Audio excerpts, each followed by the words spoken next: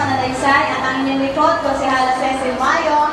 Bumabati po sa inyo ng congratulations at naway maging maginhawa ang buhay natin. Maraming salamat po.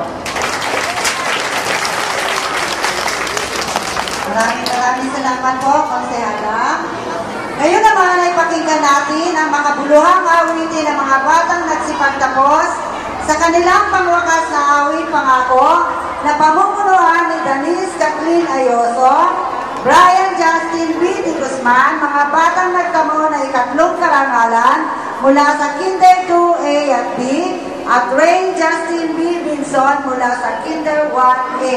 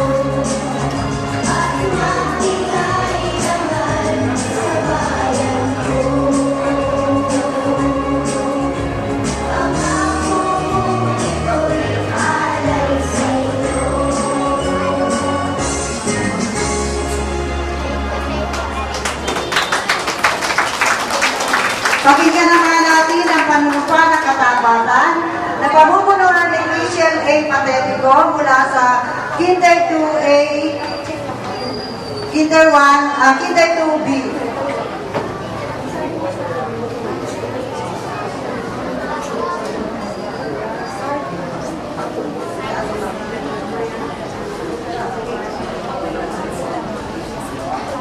Pinapangako namin ang aming katapatan sa aming mga magulang, mga guro,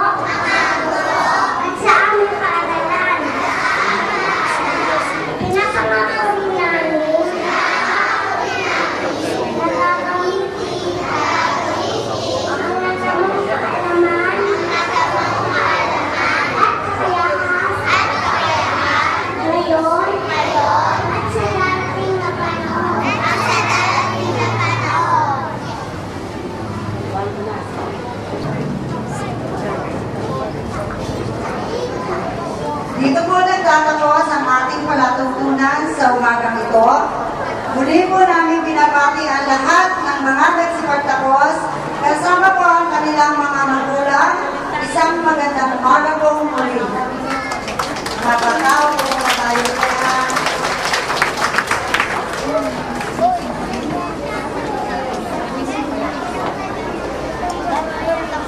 Nagbibigay po alam ang pagdating ng aming Kapitan Kagalang-galang Eric Borucha. Ang nagsipagtapos, kasama po ang kanilang mga magulang. Isang magandang umaga po muli.